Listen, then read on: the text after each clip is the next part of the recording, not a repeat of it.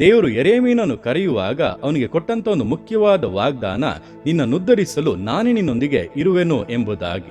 ಯೆರೆಮೀಯನು ತನ್ನ ಸೇವೆಯ ಮಾರ್ಗದಲ್ಲಿ ಅನೇಕ ಬಾರಿ ಸೋತು ಹೋದಾಗ, ಬಳಲಿ ಹೋದಾಗ, ಸಾಕು ಎಂಬುದಾಗಿ ಅಂದುಕೊಂಡಾಗಲೆಲ್ಲ ದೇವರು ಇದೇ ವಾಗ್ದಾನವನ್ನು ಅವನ ನೆನಪಿಗೆ ತಂದು ಅವನನ್ನು ಬಲಪಡಿಸಿ ಅವನಿಗೋಸ್ಕರ ನೇಮಕವಾಗಿದ್ದಂಥ ಓಟವನ್ನ ಓಡಿ ಮುಗಿಸುವಂತೆ, ಉದ್ದೇಶಗಳನ್ನ ನೆರವೇರಿಸುವಂತೆ ಸಹಾಯ ಮಾಡಿದರು. ಅಂದ್ರೆ ಅವನು ಬಿಡಬೇಕಂದರೂ ಕೂಡ ದೇವರು ಬಿಡದೆ ಉದ್ದೇಶಗಳನ್ನು ಪರಿಪೂರ್ಣಗೊಳಿಸಿದರು. ಇದೇ ಪ್ರಕಾರವಾಗಿ ದಿವಸಗಳಲ್ಲಿ ಕೂಡ ಅನೇಕ ಬಾರಿ ಸೋತು ಹೋಗುವಂತ ಸಮಯದಲ್ಲಿ, ಸಾಕು ಎಂಬುದಾಗಿ ಅಂದುಕೊಳ್ಳುವಂತ ಸಮಯದಲ್ಲಿ ದೇವರು ನಿಮಗೆ ತಾನು ಮಾಡಿದಂಥ ವಾಗ್ದಾನಗಳನ್ನು ನೆನಪಿಗೆ ತರುತ್ತಾ ಇದ್ದಾನೆ. ಕಾರಣ, ನೀವು ಬಿಡಬೇಕಂದುಕೊಂಡರೂ ಕೂಡ ದೇವರು ಬಿಡದೆ ಅದನ್ನು ನೆರವೇರಿಸುವುದಕ್ಕೆ ಸಿದ್ಧರಾಗಿದ್ದಾರೆ. ಆದ್ದರಿಂದ ಸ್ಥಿರಚಿತ್ತದಿಂದಿರಿ, ಧೈರ್ಯವಾಗಿರಿ, ನಿಮ್ಮ ವಾಗ್ದಾನಗಳು ನೆರವೇರುತ್ತವೆ. ದೇವರು ನಿಮ್ಮ ಮೂಲಕವಾಗಿ ಯೋಚಿಸಿದಂಥ ಸಕಲ ಕಾರ್ಯಗಳು ಪರಿಪೂರ್ಣಗೊಳ್ಳುತ್ತವೆ.